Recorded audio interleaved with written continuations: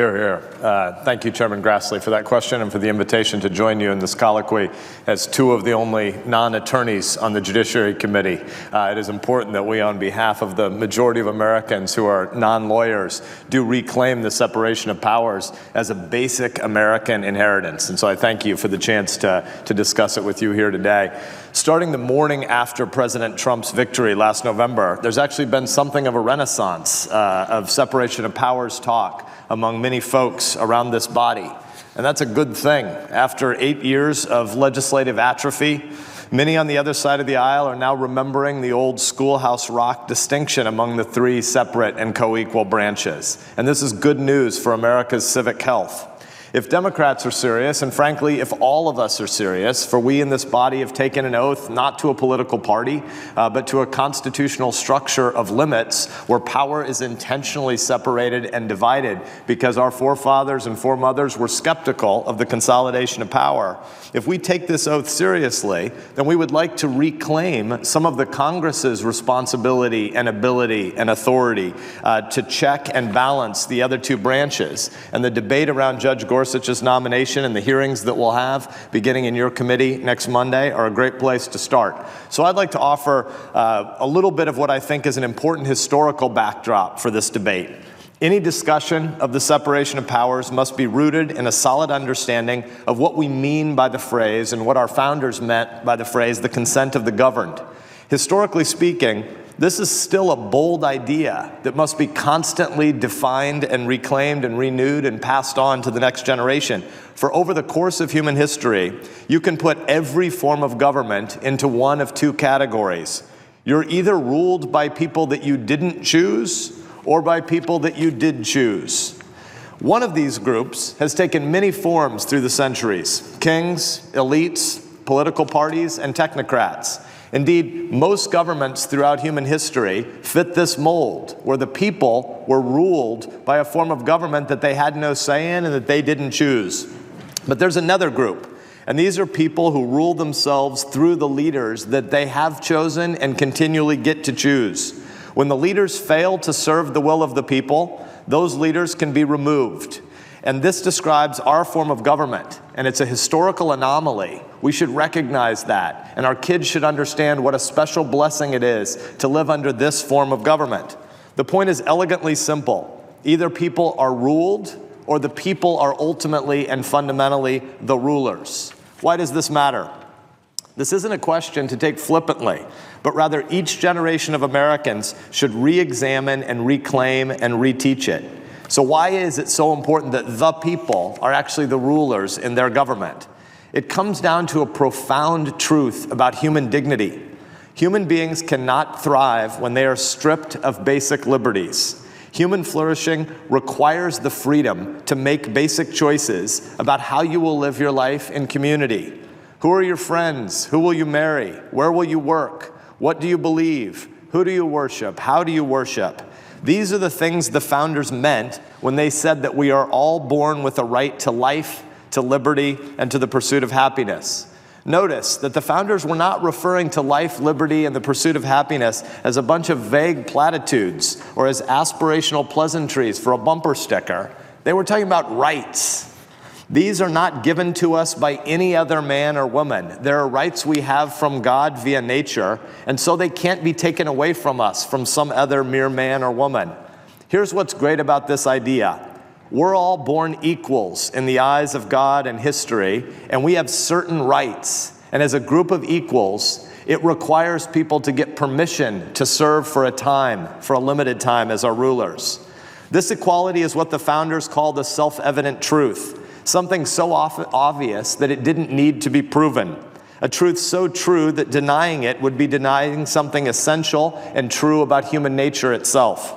And once we understand this, our expectations of our government begin to change. We expect responsiveness and transparency. We expect equality before the law. Government's primary purpose is not to solve every human problem, like a king or some all-powerful technocrat. Rather, the government's job is to provide a framework for ordered liberty so that we can live our lives in our communities and in our families, in our businesses, and our places of worship. Government's job is to secure the rights of a free and sovereign people. Well, what does this have to do with Judge Gorsuch? What does it have to do with a confirmation hearing for the Supreme Court next week? What does it have to do with separation of powers?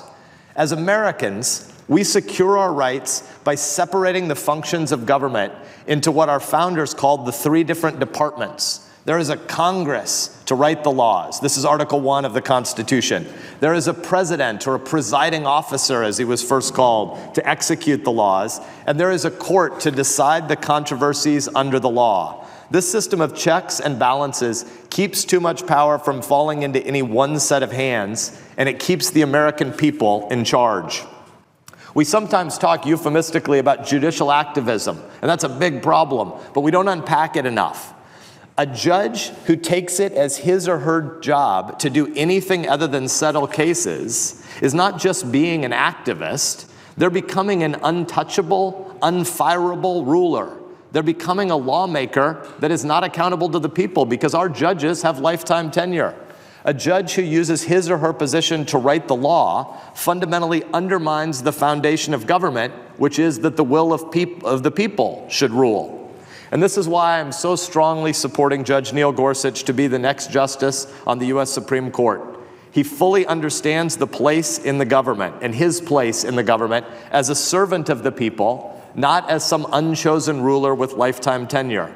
When you listen to Judge Gorsuch, when you read his speeches, when you read his opinions, it's clear that he is not interested in making laws. He knows that that's not his calling. He's interested in interpreting laws. He's interested in upholding and defending the Constitution. He is not interested, when he has his robe on, in specific policy outcomes. He's interested in justice. He's not interested in the laws that he as a private citizen might want.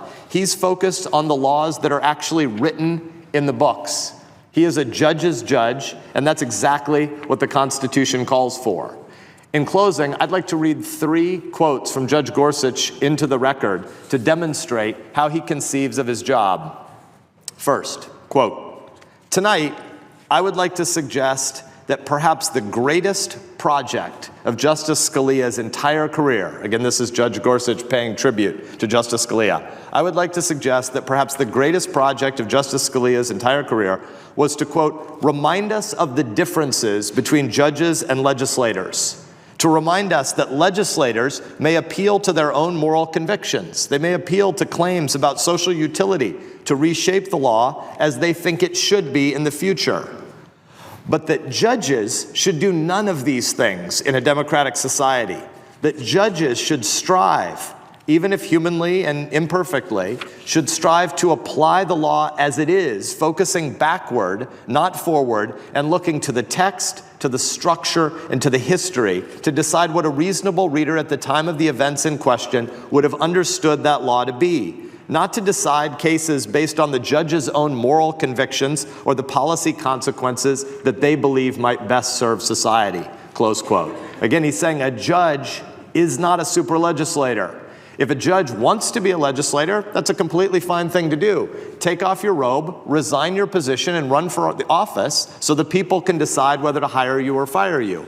But if you're a judge and you have lifetime tenure, you don't get to make your policy preferences the will of the people somehow. Second quote, quote, "When the political branches disagree with the judicial interpretation of an existing law, the Constitution prescribes the appropriate remedial process. It is called legislation. Admittedly, the legislative process can be an arduous one, but that's no bug in the constitutional design. It is the very point of the design," close quote. And third and finally, quote, "To the founders, the legislative and judicial powers were distinct by nature, and their separation was among the most important liberty-protecting devices of the constitutional design, an independent right of the people, essential to the preservation of all other rights enumerated in the Constitution and its amendments," close quote. If my colleagues in this body are serious, if the 100 of us are serious, if we want to defend our role as legislators, if we're serious about doing our job as lawmakers, if we're concerned about overreaching executives, if we're concerned about the lack of accountability in the administrative bureaucracies of the government, if we honestly want to make Congress great again, we should start by confirming Judge Neil Gorsuch. Mr. Chairman.